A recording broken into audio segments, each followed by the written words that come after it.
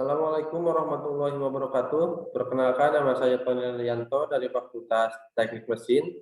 Di sini saya akan mempresentasikan untuk tugas besar kedua dari tugas sebelumnya, tugas besar 1 untuk mata kuliah Bahasa Indonesia dengan dosen pengampu Ibu Novia Angela, SPD MPD.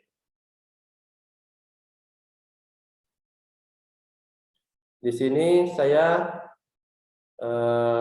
membawakan judul Bahasa Indonesia dalam Pembangunan Bangsa. Di sini saya akan mempresentasikan dua materi, yaitu sejarah bahasa Indonesia dan kedudukan beserta fungsi bahasa Indonesia. Latar belakang. Bahasa berperan sangat penting dalam kehidupan berbangsa dan bernegara karena bahasa merupakan simbol yang dihasilkan oleh alat ucap yang biasa digunakan oleh sesama masyarakat.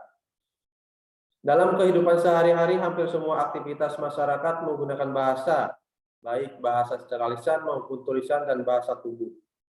Bahkan saat kita tidur pun, tanpa sadar kita menggunakan bahasa. Sejarah bahasa Indonesia. Para cendekiawan Indonesia umumnya menyimpulkan bahwa bahasa Indonesia berasal dari bahasa Melayu yang merupakan bahasa yang dipergunakan oleh masyarakat Riau sebagai bahasa ibu. Perkembangan bahasa Melayu menjadi bahasa Indonesia didorong oleh 3 faktor. Yang pertama, karakteristik bahasa Melayu. Yang kedua, geografis. Yang ketiga, politis religi. Puncak perwujudan perasaan nasionalisme bahasa Indonesia terhadap bahasa Melayu terjadi ketika Sumpah Pemuda yang diikrarkan pada Kongres Pemuda kedua di Jakarta tanggal 28 Oktober 1928. Peran bahasa Indonesia sebagai elemen penting penentu tujuan nasional. Hal yang menyebabkan bahasa Indonesia dikenal masyarakat ada 4. Yang pertama, terdapat dalam Ikrar Sumpah Pemuda yang menjadi bahasa pemersatu. Yang kedua, dalam Undang-Undang Dasar 1945 terdapat pasal khusus bahwa bahasa negara adalah bahasa Indonesia. Yang ketiga, penyebarannya terluas. Yang keempat, merupakan wahana dalam penyampaian ilmu pengetahuan. Kedudukan bahasa dalam era globalisasi dan milenial. Banyak orang Indonesia yang lebih suka menggunakan kata-kata istilah-istilah dan ungkapan-ungkapan asing. Padahal kata-kata istilah-istilah dan ungkapan-ungkapan itu sudah ada padanannya dalam bahasa Indonesia. Misalnya, page, background, reality, alternatif, airport. Masing-masing untuk halaman latar belakang, kenyataan atau kemungkinan, pilihan, dan lapangan terbang atau bandara. Maksud padanannya di atas ini adalah persamaan kata dengan bahasa lain. Selanjutnya banyak orang Indonesia menghargai bahasa asing secara berlebihan sehingga ditemukan kata dan istilah asing yang amat asing, terlalu asing atau hiper asing yang sering kita dengar gitu. Hal ini terjadi karena salah pengertian dan dalam menerapkan kata-kata asing tersebut.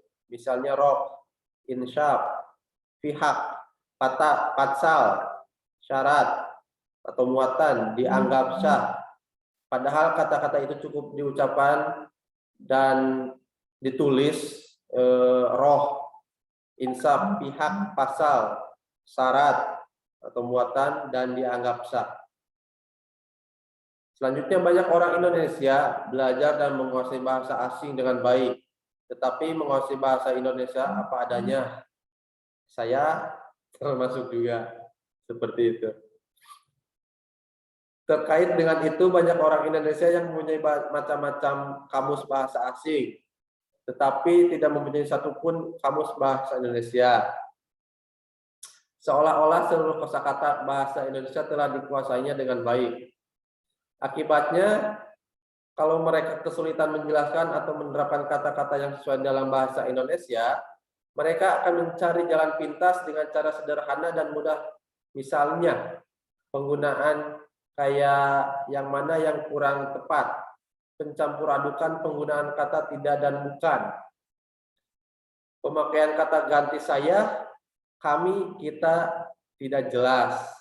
Saya pun untuk bahasa Indonesia dengan baik pun belum begitu bagus gitu. Jadi harus masih banyak belajar gitu.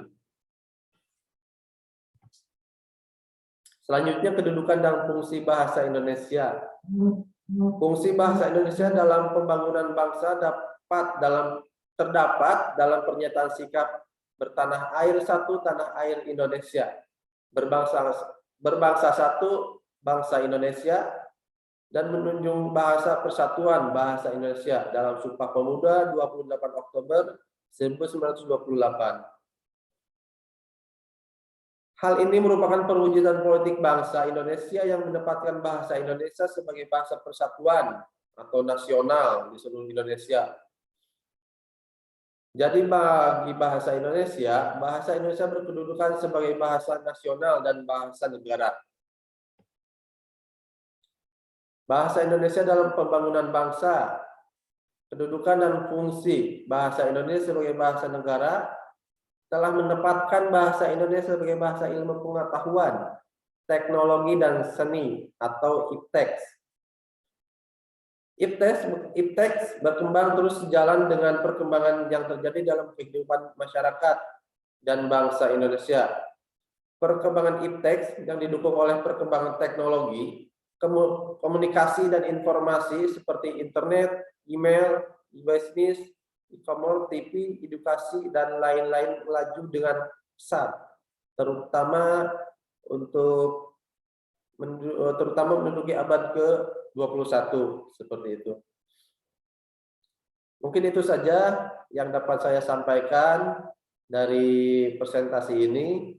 Kurang lebihnya mohon maaf. Bila ada yang perlu ditanyakan, silakan bertanya di kolom komentar. Nanti saya akan jawab. Terima kasih atas kesempatannya. Wabillahi taufiq wal hidayah. Wassalamualaikum warahmatullahi wabarakatuh.